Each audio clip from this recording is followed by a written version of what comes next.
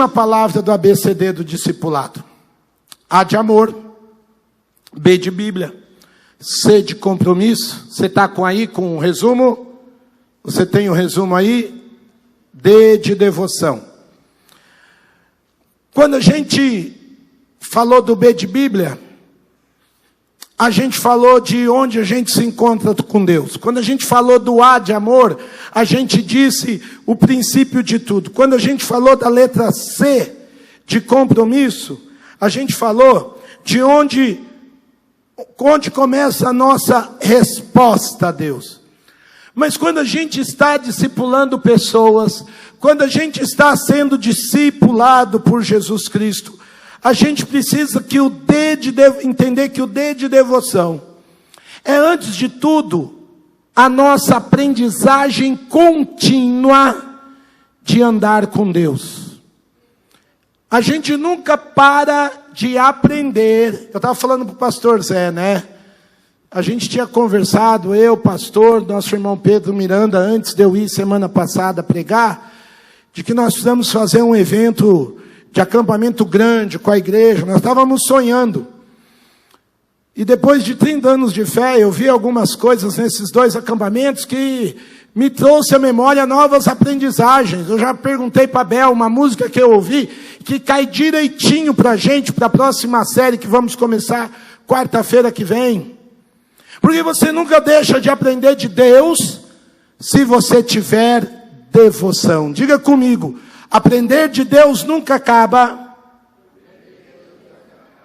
quando eu me devoto a Deus.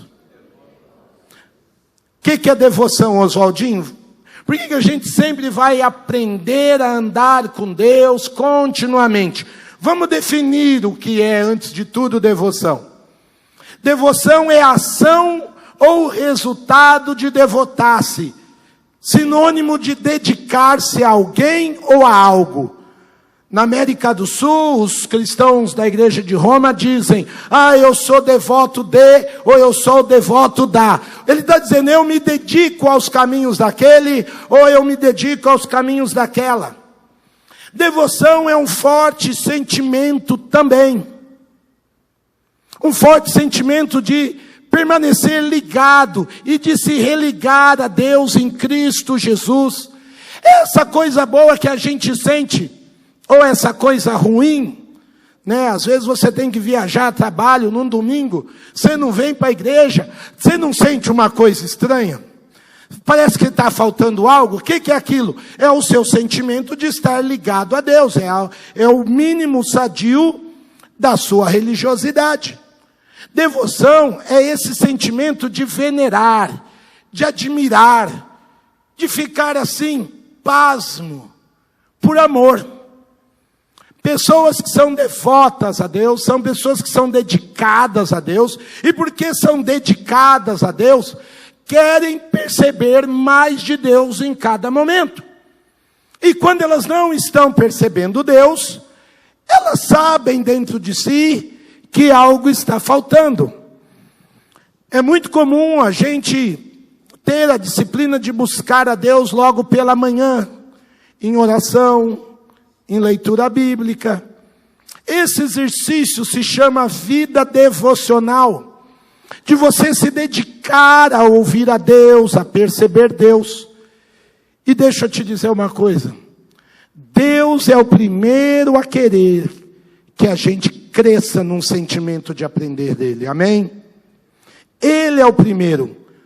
Tem um texto muito lindo, você tem que ler ele todo, de Jeremias, capítulo 18. E ali em Jeremias 18 é interessante que Deus está trabalhando a percepção de um povo que está surdo para Deus. Deus tem que mandar o profeta lá na casa do homem que faz vasos, lá na casa do oleiro. Deus pega, enquanto o oleiro vai fazendo barro, Deus mostra para o profeta que o seu povo precisa ter a disposição de ouvir a Deus. Existe uma expectativa divina em orientar o seu povo. Agora olha para mim, quem é que Deus orienta? Quem é que de fato ganha o norte, o sul, leste, oeste da parte de Deus? Aqueles que se dedicam a ouvi-lo. Porque você vai ver que dentro de uma ação divina, vai existir dependendo a resposta do homem. Jeremias 18:15, olha o que Deus diz. Contudo, o meu povo esqueceu-se de mim. Queimam incenso a ídolos inúteis, e que os fazem tropeçar em seus caminhos e nas antigas veredas, para que andem em desvios, em estradas não aterradas. Agora, dá uma olhada à oração do profeta no verso 19. Atende-me, ó Senhor, ouve o que os meus acusadores estão dizendo. Acaso se paga o bem com o mal? Mas eles, aqueles que não deram ouvidos ao Senhor, mas eles cavaram uma cova para mim. Lembra-te de que eu compareci diante de ti para interceder em favor deles, para que eles se desviassem, para que deles se desviasse a tua ira. Por isso entrega os filhos deles à fome e ao poder da espada às suas mulheres. Que as suas mulheres fiquem viúvas e sem filhos, que os seus homens sejam mortos e os seus rapazes sejam mortos à espada na batalha. Seja ouvido o grito que vem de suas casas, quando repentinamente trouxeres invasores contra eles, pois cavaram uma cova para me capturarem e esconderem armadilhas para os meus pés. Verso 23. Mas tu conheces, ó Senhor, todas as suas conspirações para me matarem. Não perdoe os seus crimes, nem apagues de ti diante da tua vista os seus pecados. Sejam eles derrubados diante de ti, haja contra eles na hora da tua ira. O profeta está orando coisas muito duras. Por quê? Porque o povo está perdendo a percepção de quem é Deus. Jeremias está dizendo, eu intercedi por essa gente. Eu fui ver no oleiro que eles são massa nas tuas mãos, Senhor. Mas essa gente não se deixa moldar. E agora eles estão armando coisas contra mim. De tão surdo que estava o povo de Deus, de não ouvir o próprio profeta. Aquele povo está diante de Deus, como o próprio Deus disse. Aquele povo não gasta tempo, não gasta energia com Deus. Porém, lá no verso 15 que a gente leu, o texto disse que eles vão queimar incenso a ídolos que os fazem tropeçar. Às vezes a nossa vida devocional denuncia por que algumas coisas não estão bem no nosso dia a dia. Porque a gente não está tendo percepção da própria voz de Deus. E se alguém se levanta para dizer, irmãozinho, irmãzinha, arrume isso aqui. Ah, credo, pum, pedrada em você. Porque é o que aconteceu com Jeremias. Então você vai perguntar para mim, Oswaldinho, eu já passei por isso. Eu já fiquei um tempo seco de ouvir a Deus. E agora a minha devoção e a minha percepção com Deus precisam crescer, precisam aumentar. Ou ainda, como que a gente orienta pessoas que estão começando na fé a ter esse nível de percepção? Meus queridos, por um lado é muito simples e por um lado é muito radical. 3 textos bíblicos para simplificar o nosso ganho de percepção à voz de Deus. Deuteronômio 6:5, nós já vimos esse texto que fala de amar a Deus. O texto de Provérbios, capítulo 3, verso 5. E quando o profeta Joel fala da sinceridade que a gente tem que ter na relação com Deus. Então, como se desenvolve uma vida de ouvir e perceber e aprender de Deus? Sinceridade de coração. Confiança no que Deus está escrevendo. E enquanto a gente confia, a gente cresce no amor a Deus. Deuteronômio 6:5 diz, ame o Senhor, o seu Deus, de todo o coração, de toda a sua alma e de todas as suas forças. Não há vida que aprende, não há vida que cresce, não há vida que se sensibiliza sem amor a Deus. Provérbios, Eu cresço na percepção de quem é Deus e do caminho de Deus quando eu confio em Deus. Eu não posso dizer que eu amo a Deus se Ele é Deus e Ele me diz uma coisa e eu não confio. Por que Ele vai dizer coisas para mim se eu sempre vou fingir que Ele não sabe o que é melhor para mim? Confie no Senhor, e o segredo desse provérbio, meus queridos, está aqui. De todo o seu coração. Você pergunta para as pessoas na rua, você confia em Deus? Mas o cara confia em Deus até o próximo jogo da loteria. Quando ele quer fazer uma aposta na Mega Sena, ele fala, Deus vai me fazer ganhar. Então ele confia assim, 1%, que aquele dinheiro poderia vir para ele, porque ele confia em Deus. Isso não é confiança, isso na minha terra chama lábia. Ele está tentando passar uma lábia. Olha, eu confio no Senhor, não confia nada. Se confiasse, não precisava nem jogar. Então o texto bíblico diz, confie no Senhor de todo o coração. Não deixe nada para fora. Tem que ter uma convicção de mente, daquilo que você pensa, daquilo que você sente, e na maneira pela qual você vai agir a partir do fato de confiar em Deus. E o provérbio é tão pesado que ele coloca no contraste. Ou você confia em Deus de todo o coração e não se apoie, não crie estribo, não crie aquele pezinho para te jogar em seu próprio entendimento. Entendimento aqui do hebraico traz a ideia que você tem um conhecimento, mas um conhecimento limitado. O verbo para entender aí mostra que você precisa de um complemento divino. Deus tem que... Você sabe de muitas coisas, mas você não pode tomar decisões só no que você sabe. Tem um tanto a mais, tem uma parte que vai ser suprida pela graça, pela revelação e por um projeto e um plano de Deus.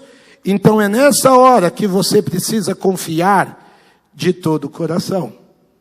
Quando a gente estudou muitos domingos aqui, Atos 20, Paulo sabia em parte do que ia acontecer com ele quando ele fosse para Jerusalém. Ele sabia em parte do que ia acontecer com a igreja de Éfeso, que ele estava se despedindo.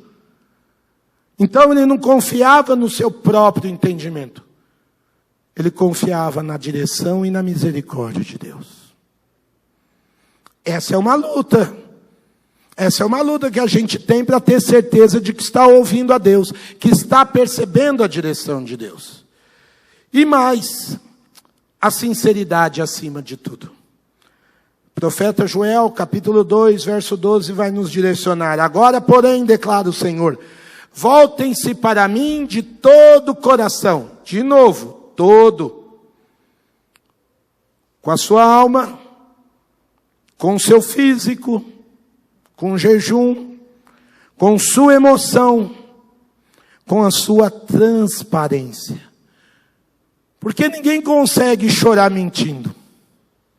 Ninguém consegue, aqui a palavra é prantear. Prantear é sinônimo de lamentar, é dizer, oh Senhor, está doendo. Está doendo essa situação, está doendo aquilo que eu não entendo.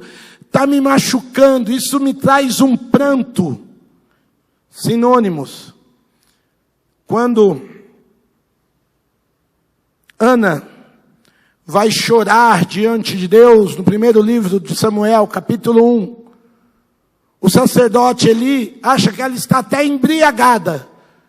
Tal a sua sinceridade por pedir um filho ao Senhor. E Ana rasga a alma, rasga o coração.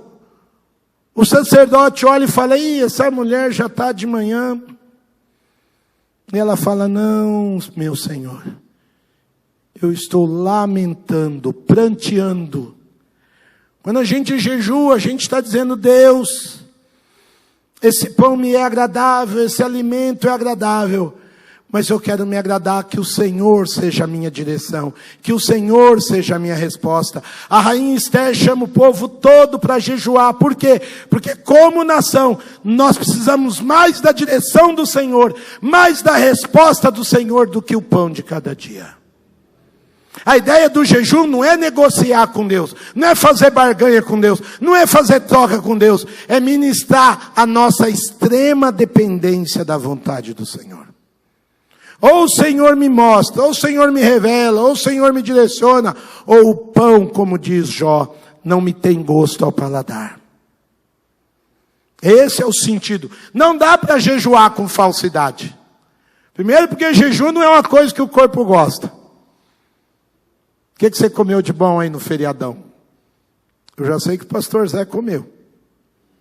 Né? Feriadão desse, o povo abusou.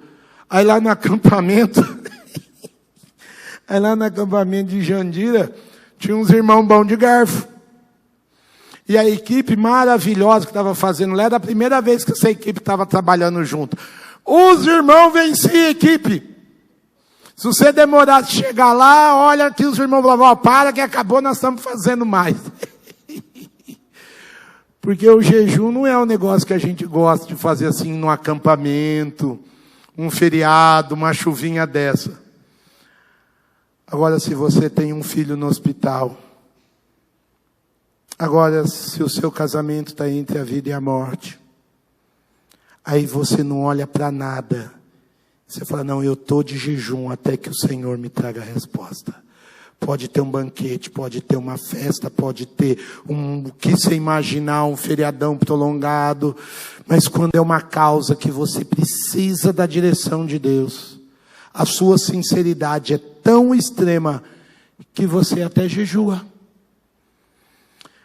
A palavra de Deus é tão rica que mostra que homens e mulheres que se propõem buscar a Deus, até gente que não é do meio da tribo do Senhor, mas lá fora, homens e mulheres que estão buscando a Deus em sinceridade de coração, eles não conhecem a clareza de Jesus, eles não conhecem a clareza do Evangelho.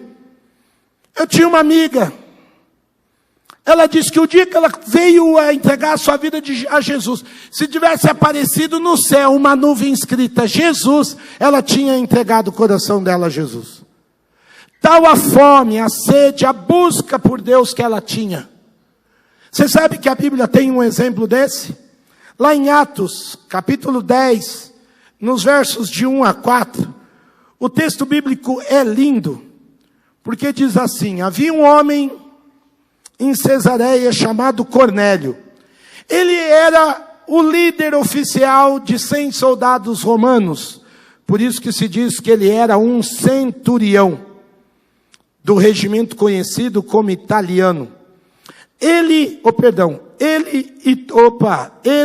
e toda a sua família eram religiosos, do jeito mais confuso que eles eram. Eles tinham aprendido lá em Roma, talvez no Areópago, sobre vários deuses, e eles buscavam a Deus com sinceridade, sem saber quem era Deus. E o texto bíblico diz, eles eram religiosos e tementes a Deus. Davam muitas esmolas ao povo. Por quê? Porque essa era a maneira deles manifestar gratidão. Essa era a maneira dele agradecer a Deus a vida que ele tinha, a família que ele tinha, as coisas que ele vencia. E ele dava isso para o povo. E orava continuamente a Deus. Mas ele não conhecia Jesus. Mas ele não tinha o Espírito Santo. Mas Deus era capaz de ouvir aquele coração, não por causa das palavras certas ou erradas, mas por causa de uma alma que estava sedenta de conhecer a Deus. E diz o texto bíblico que certo dia, por volta das 3 da tarde, ele teve uma visão.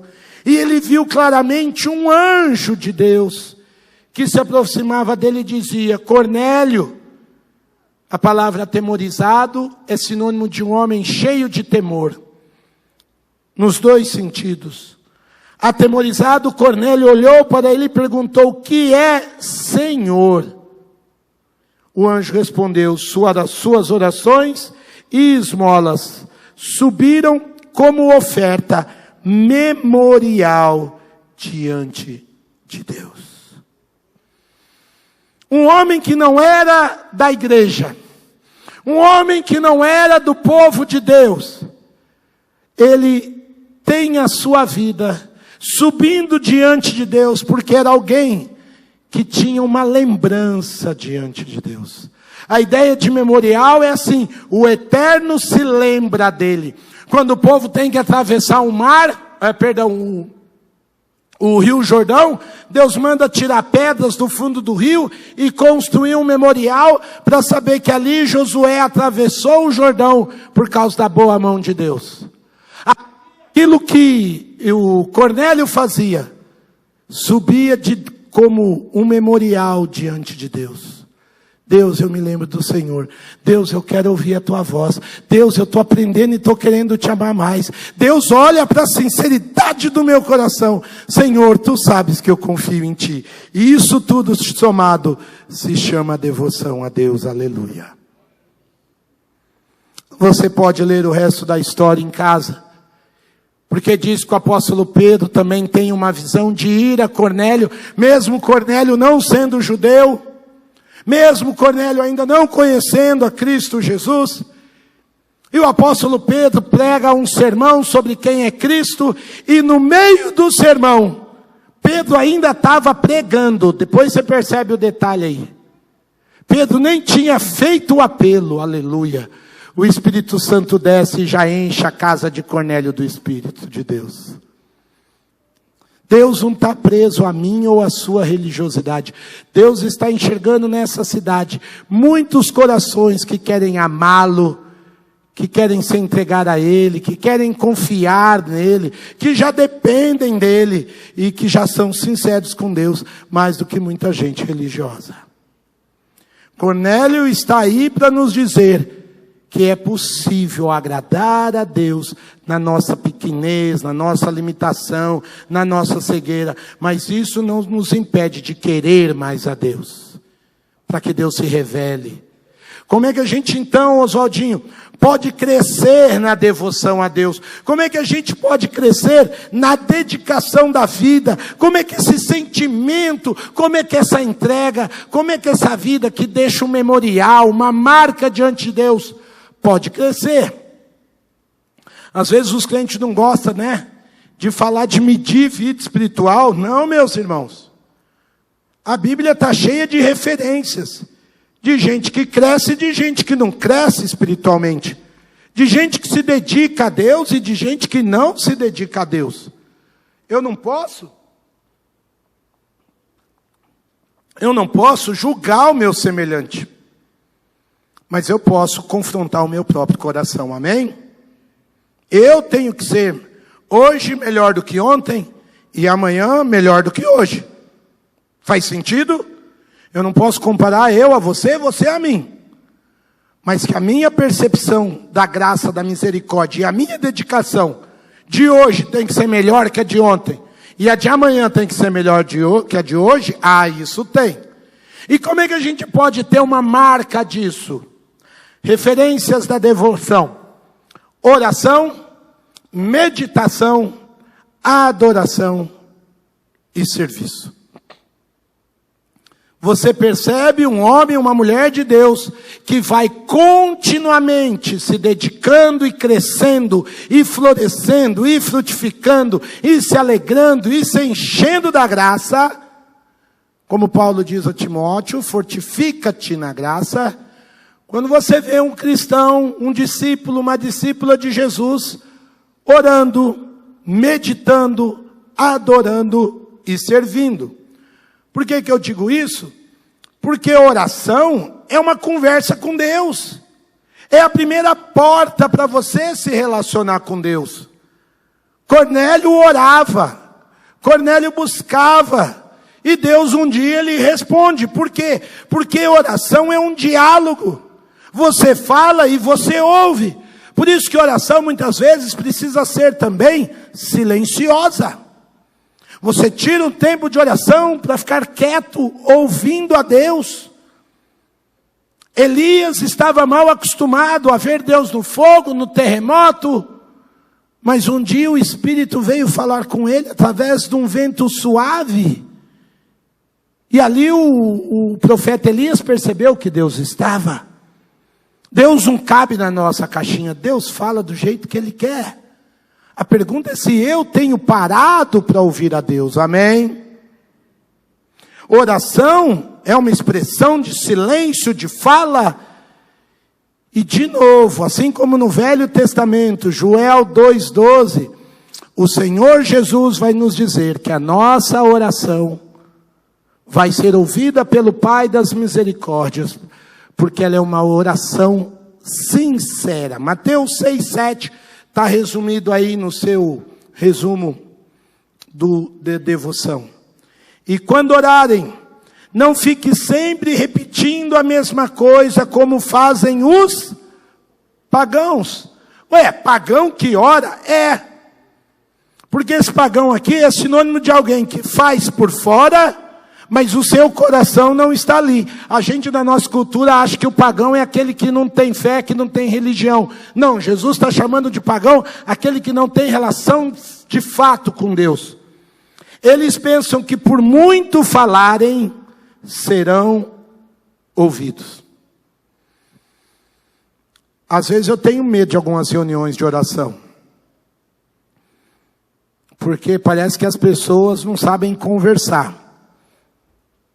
Não sabem nem conversar com aquele que as criou. Porque quando eu vou conversar com o Joca, eu não fico, ô Joca, boa noite Joca, tudo bom Joca? Ô Joca, amanhã é o dia que eu vou na sua casa, né Joca? É 3:30 que é para eu estar lá, né Joca? Noemi está dizendo que sim, viu Joca? Tem um café para mim amanhã, glória a Deus, lá na casa do irmão. Porque o irmão Joca, que está sentado ali, o Joca, e tem gente que vai falar com Deus, fala assim, Senhor, eu venho aqui, Senhor, porque hoje, Senhor, ó Senhor, porque é tão bom, Senhor, ó Senhor, não falou? Mas por que repete, Senhor? Eu acho que oração vigia, vaso. Às vezes a sua melhor oração é dizer, Senhor, tem misericórdia de mim. Eu estou aqui, o Senhor está vendo o estado que eu estou. E acima de tudo, eu confio que o Senhor é bom, que o Senhor me ama. Obrigado pela vida. Ó, precisou ficar falando? Não. Por quê? Porque às vezes a gente não ora para Deus, a gente ora para o vizinho do lado. Ora para o pastor ouvir, ora para agradar a esposa. Porque, Senhor, essa mulher que me deste, oh glórias, aleluia. Esse anjo sem asa, querubim ungido e vai embora. Quando eu era pequeno, na igreja batista do meu avô, isso tem, gente, isso tem uns 40 anos. Tinha um irmão na igreja do meu avô que orava para os outros ouvir, era uma coisa. E teve um dia que o culto na igreja do meu avô atrasou, mas atrasou assim, muito. E era uma igreja padronizada, que acabava sempre naquela hora. Eu não lembro se tinha convidado de fora, eu era criança, antes que alguém fale se era eu que estava pregando. Eu era criança, devia ter uns 9, 10 anos. E o pastor, para encerrar o culto, chamou aquele irmão que era o verdadeiro Rolando Lero, que enrolava. E aquele irmão começou a orar e não acabava, e não acabava. Aí um garotinho de 5, 6 anos começou, amém, amém. Aí o menininho foi crescendo a voz. Isso para aquela igreja batista do meu avô hiper tradicional era um escândalo. Aí o menininho, amém. Acho que ele estava morrendo de fome. Amém. Aí ele gritou, amém, homem, amém. Eu penso que às vezes Jesus fica assim, amém, Oswaldo, amém. Eu já te entendi, Oswaldinho. Essa sinceridade faz parte fundamental da nossa vida devocional. Amém, homem. Meditação. Amados, quando a gente usa esse termo meditação, a igreja tem um borboleta na barriga. Porque para muita gente, infelizmente, meditar é coisa da nova era. Mas não. Meditação, me perdoe a expressão chula que eu vou usar hoje à noite. Meditação é você fazer igual a vaca faz com o alimento. A vaca dá aquela mordida na grama, mas ela não come e engole logo. O que ela fica fazendo?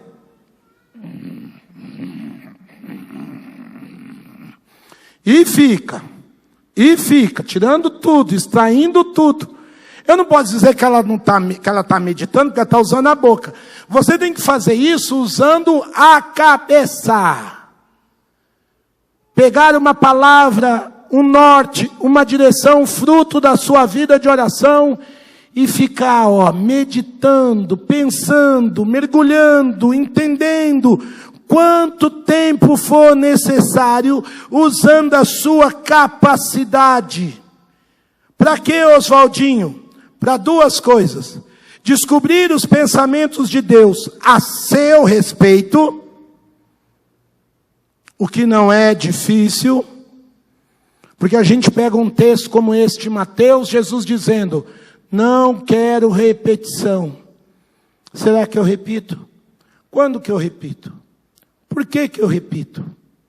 Se eu repito, o que que eu falo quando eu repito? Isso é meditar.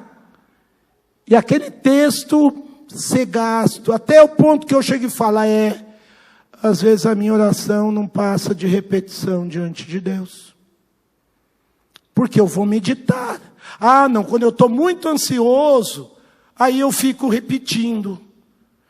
Aí quando você medita, você descobre também a maneira que Deus deseja que você viva. Você deixa de pensar apenas as coisas do seu jeito, e o Espírito Santo usa aquele tempo que você tirou para pensar, para analisar, para ouvir, para meditar, segundo a graça e a vontade de Deus.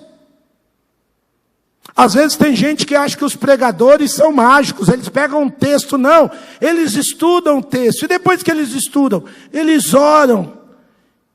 E ora, estuda e ora, e aí medita.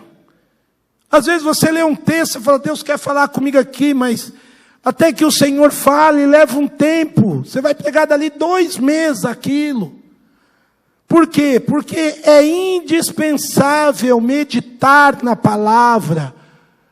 Às vezes tem gente que fala, pastor, eu leio a Bíblia e não fica nada. Por quê? Porque você não medita. Olha o que Paulo escreve a Timóteo, capítulo 3, verso 15. Porque desde criança você conhece as sagradas escrituras, que são capazes de torná-lo sábio para a salvação mediante a fé. Você medita na escritura e a escritura age em você. Toda escritura é inspirada e útil para te ensinar, para te repreender, para te corrigir e para te instruir. Então cada um de nós lê o mesmo texto, só que um irmão está precisando da instrução, o outro está precisando da repreensão. Repreensão é correção de comportamento, e correção é correção de ideia. Tem gente que pensa uma coisa e age errado, aí esse precisa ser repreendido. E o que precisa ser corrigido é porque ele não tem a ideia certa a respeito daquilo. E é por isso que às vezes você prega um negócio, e um irmão fica com uma parte, o outro com outra. Por quê? Porque enquanto a gente está pregando, você está meditando, você está analisando seu coração, você está analisando seu comportamento, não é verdade? Você está meditando. Por que a gente quer que o povo venha para o culto? Para meditar na palavra. Por quê? Porque é a palavra que torna a pessoa sábia. Agora, se eu leio uma Bíblia como se eu estivesse lendo um jornal e um quadrinho, vai ficar alguma coisa na minha alma? Não, não vai ficar. Por quê? Porque o alvo da meditação, diferente do ensino, o ensino humanista, ou o ensino das religiões orientais, taoísmo, budismo, as religiões da nova era, meditar nessas religiões significa zerar a mente. Eu vou ficar zen, eu vou meditar, eu não vou pensar em nada. Boleto, tarefa, faxina. É impossível. Aqueles caras, não sei quem eles enganam. Porque o padrão bíblico de meditação é ser renovado pela palavra de Deus. A Bíblia joga fora aquilo que não devia estar na minha cabeça, a minha ansiedade, o meu imediatismo, a minha pressa com a vida, o mau julgamento que eu faço de mim mesmo, o mau julgamento que eu faço das pessoas. Quando eu medito na palavra, eu acho que o apóstolo João vai dizer da lavagem que a palavra faz no íntimo de nós. Escrevendo então aos Romanos, à igreja de Roma, Paulo diz: transformem-se pela renovação da sua mente, pela palavra de Deus, para que possam experimentar e comprovar a boa, agradável e perfeita vontade de Deus. Então você lê um texto da palavra de manhã e ora aquilo. Aí você toma um café pensando naquela palavra. Aí você vai para o caminho do trabalho, aquela palavra na sua mente, aquilo que você orou na sua mente. Um pouco antes do almoço, você lê de novo, ou lê um outro texto correlato àquele. E aquela meditação vai crescendo, vai aumentando. Aí você vê um salmo que tem a ver com aquela palavra. Você vai voltar à tarde para casa, aquele pensamento. Não é que meditar é ir para a montanha, sentar na pedra e... Meditar é agarrar aquela palavra de Deus e ruminar. Lembrar de Paulo falando sobre isso, lembrar de Pedro, lembrar uma parábola de Jesus, pedir que o Espírito Santo fale, numa oração, pedir aquilo a Deus, até que aquilo se transforme num encorajamento de alma, num encorajamento de coração, e isso, por sua vez, produza êxito na sua vida. Eu cresci, eu ouvi a Deus, eu aprendi, porque eu meditei na palavra do Senhor. Amém? Eu chego em casa, então eu não erro com meu filho, eu não erro com a minha esposa, porque aquela palavra lavou a minha amargura, aquela palavra mudou o meu jeito de responder às pessoas. Por incrível que pareça, pela misericórdia de Deus, eu fiquei um pouquinho mais sábio do que eu saí de casa de manhã. Aleluia. Quer um exemplo disso? Josué 1:8. O que é Josué 1? Moisés morreu. Josué tem uma missão. Ele é um general de guerra. Ele tem que entrar agora na terra prometida e distribuir o povo em 12 tribos, em 12 terrenos. Só que aqui, tá cheio de inimigo. Tá cheio de adversário. Josué 1, versos 7 e 8. Deus diz a Josué: tão somente seja forte e muito corajoso. Tenha o cuidado de obedecer a toda a lei que o meu servo Moisés lhe ordenou. Não se desvie dela, da lei, nem para a direita e nem para a esquerda, para que você seja o quê, queridos? Bem-sucedido por onde quer que você andar. Não deixe de falar das palavras deste livro da lei e de meditar nelas de dia e de noite, para que você cumpra fielmente tudo o que nela está escrito. Só então os seus caminhos prosperarão e você será bem-sucedido. Aleluia! Moisés já tinha ensinado a lei, Josué era o parceirão de Moisés, um moço de coração temente, ouviu toda a lei, ele tinha ido lutar, voltado, um cara de gana, de guerra. Agora ele tem uma missão. Ele não era pregador. Ele é general. Ele não vai precisar pregar para o povo a lei. Então por que Deus pediu para ele meditar na lei? Pergunto a vocês.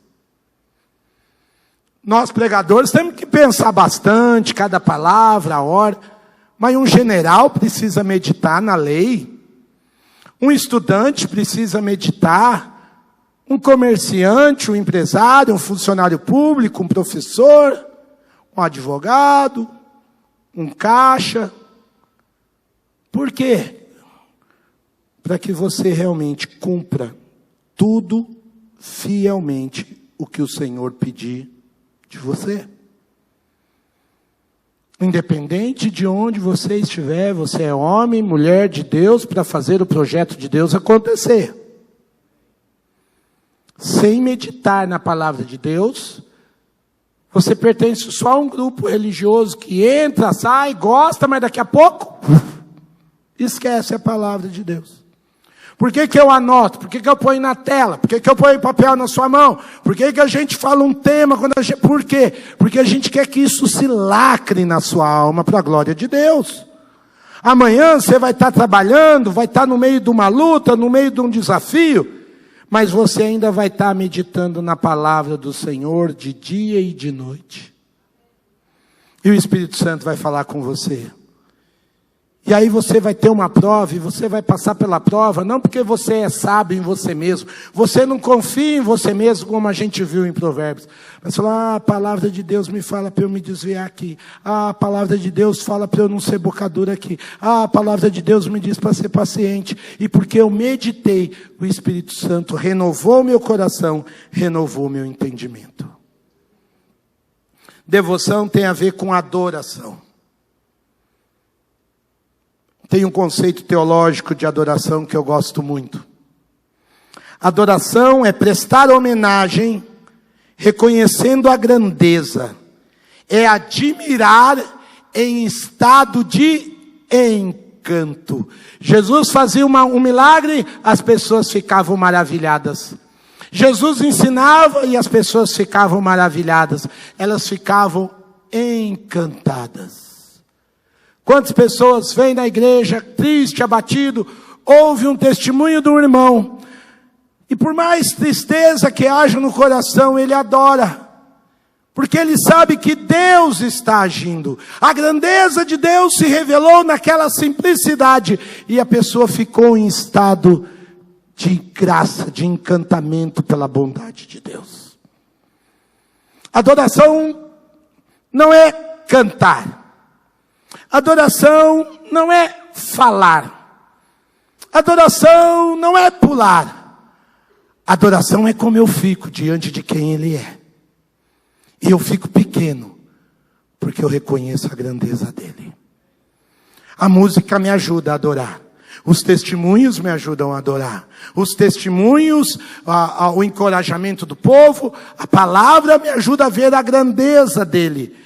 Mas acima de tudo, a adoração é um estado de intensa gratidão e amor por esse Deus. Olha o que a Bíblia diz. Quando Jesus foi apresentado no templo, no 8º dia, quando Jesus foi apresentado no templo, em Lucas 2, diz que lá estava a profetisa Ana. E olha o que diz dela. Então ali estava Ana, e ela permanecera viúva até a idade de 84 anos. Nunca Ana deixava o templo. Adorava a Deus, cantando? Não. Tocando? Não. Dançando? Não. Jejuando e orando dia e noite. A adoração daquela serva do Senhor, a dedicação dela, é porque ela estava buscando a Deus. É porque ela abria a mão do alimento para dizer, Senhor, eu quero estar contigo, eu quero ver a libertação de Israel, eu quero ver a tua poderosa mão agir. E aí você vai ver o texto, Deus cumprindo sobre ela o privilégio dela botar os olhos no Messias, Jesus Cristo. Por quê? Porque ela adorava o Senhor. Estar na igreja é um dos sinônimos, é a dedicação em forma de companhia, é a dedicação em forma de parceria, é a maneira de responder lá dentro do meu espírito, e eu coloquei espírito com E minúsculo, é a maneira de responder com o meu espírito, a percepção que eu tenho de quem Deus é, e eu não consigo traduzir, eu preguei 4 dias, 7 sermões, Deus era muito mais do que eu podia falar para as pessoas. Mas quando eu tento adorá-lo com a minha alma, ainda que eu tenha que usar palavras, alguma coisa do meu espírito que toca o espírito das pessoas, e as pessoas espiritualmente adoram o Senhor. Por isso que Jesus disse que o Pai procuraria aqueles que o adoram em espírito Espírito ali com E minúsculo, é o espírito do homem, é a entrega, é esse estado de contemplação, é essa coisa que falta palavras para dizer, da beleza, da grandeza, da majestade, do senhorio, da criatividade, do amor, da doçura de Deus. Aí se adora. E a gente adora sempre também, quando a gente age de acordo com o caráter de Deus. Se você conhece o caráter de Deus e procura seguir e agir conforme Deus é, você vai acabar adorando a Ele. Você se torna um instrumento de adoração ao Senhor. Quer ver um texto que eu acho lindo? Mateus 8:2. Um leproso, que devia estar longe, que devia estar à margem, que não podia chegar perto de Jesus, aproximando-se de Jesus, adorou-o de joelhos. O leproso não podia estar ali. O leproso não cantou. O leproso não recitou um salmo. Mas o leproso adorou a ele, dizendo: Senhor, se quiseres, podes me purificar. Onde é que está a adoração desse homem? No reconhecimento que Jesus Cristo é tudo e Ele não é nada. No reconhecimento de que Jesus Cristo é Senhor. E eu não passo de um verme. E eu não passo de pó. Quando esse homem chega com essa atitude submissa, entregue, dependente, impura em si mesmo, mas reconhecendo quem Jesus é, Mateus teve que dizer: esse leproso adorou Jesus. Ah, meus irmãos, como isso tem que mudar dentro da gente. Às vezes a gente fala: eu não vou na igreja porque eu não estou bem. É porque você não está bem que você tem que vir para a igreja. É porque você não está bem que você tem que se dobrar, curvar, reconhecer: Senhor, eu talvez esteja merecendo receber esse peso, mas eu reconheço que Tu é maior do que tudo e eu entrego esse peso ao Senhor. Amém? Queridos, por último, devoção e serviço. Orar, meditar, adorar e servir. Você cresce na devoção quando você serve. Por que, Oswaldinho? Bem simples. Porque assim como Jesus existiu como homem para servir a Deus Pai, morrendo pela humanidade, eu e você em Cristo Jesus também existimos para servir. O verso 45 do capítulo 10 de Marcos é o resumo do Evangelho de Marcos. No Evangelho de Marcos, você vai ver um Jesus servo. Jesus vai para lá, Jesus vai para cá. Toda hora você lê: Jesus estava andando, Jesus estava indo, Jesus estava voltando. E Jesus, no Evangelho de Marcos, declara a respeito de si mesmo: pois nem mesmo o Filho do Homem veio para ser servido, mas para servir e dar a sua vida em resgate por muitos. Aleluia. Por que Deus me salvou para trabalhar em resgate das pessoas? Por que Deus te salvou para trabalhar em resgate das pessoas? Por que eu adoro? Por que eu amo a Deus? Porque Ele me tornou, na sua graça, um instrumento útil. Ele te tornou um instrumento útil. Você tem dons, você tem talentos, você tem uma história, você tem uma personalidade. Deus usa tudo que você já passou para que você o sirva. E quando você vem a Cristo Jesus, que é o Senhor, você tem a oportunidade de que a sua adoração se transforme numa gratidão tão grande que você sirva a Deus. Lá em Apocalipse, capítulo 15, versos 3 e 4, olha que coisa linda. Os seres viventes ao redor do trono estão adorando a Deus. Agora, olha que coisa linda. Eles não usam um cântico novo para adorar. Eles usam um cântico, Bel, um cântico lá de trás, escrito por Moisés. E cantavam o cântico de Moisés, o quê? Servo de Deus. E o cântico do Cordeiro, Grandes e maravilhosas são as tuas obras, Senhor Deus Todo-Poderoso. Salmo 84. Justos e verdadeiros são os teus caminhos, ó Rei das nações. Quem não te temerá, ó Senhor, quem não glorificará o teu nome, pois tu somente és santo. Todas as nações virão à tua presença, te adorarão, pois os teus atos de justiça se tornaram manifestos. Moisés compôs isso quando saiu do Egito.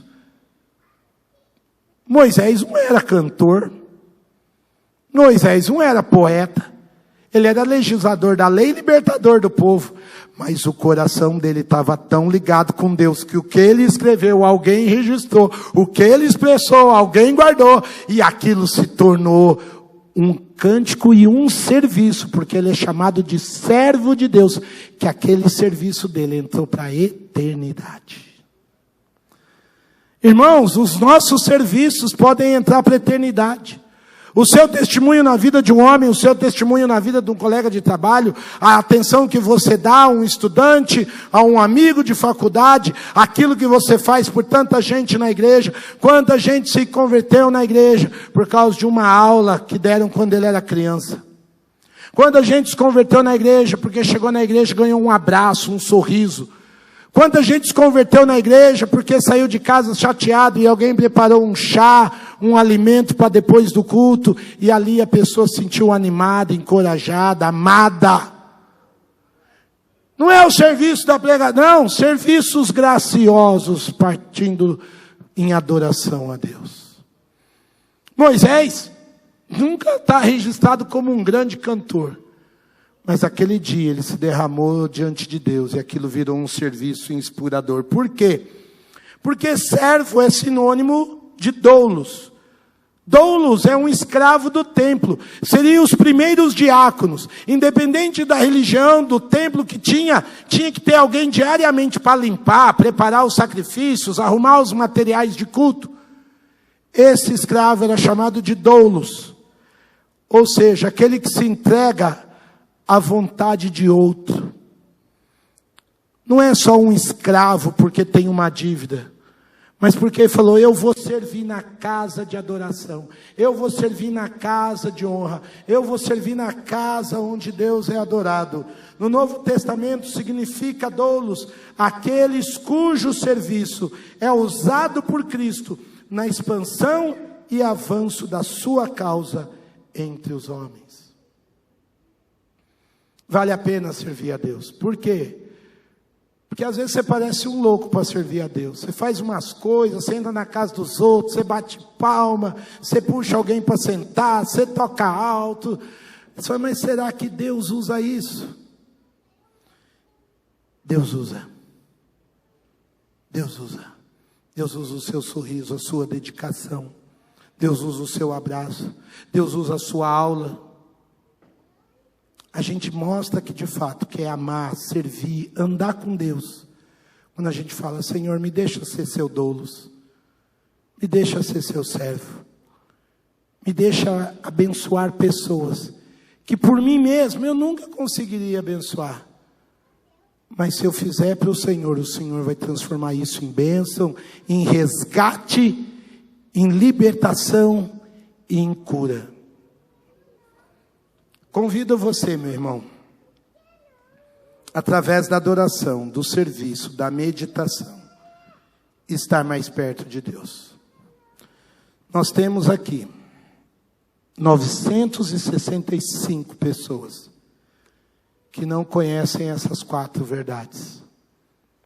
Do valor do amor de Deus, da palavra de Deus, do compromisso com Deus.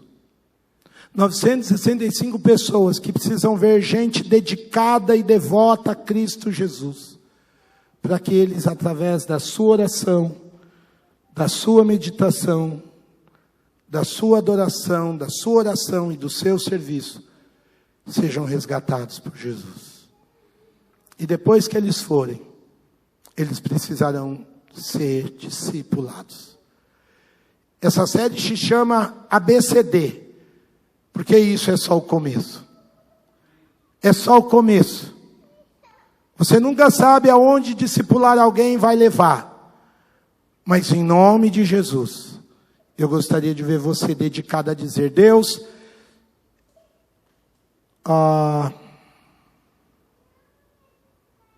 estou tentando lembrar o nome do rapaz, o genro do Toninho,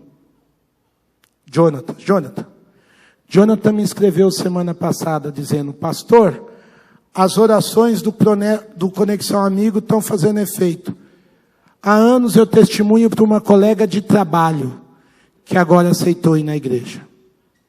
Me escreveu às vésperas do carnaval. Eu agradeci o Jonathan, porque eu falei: filho, louvado seja Deus, porque você entendeu que a sua vida é para alcançar a vida de outros. Vamos ficar em pé, eu quero orar por vocês.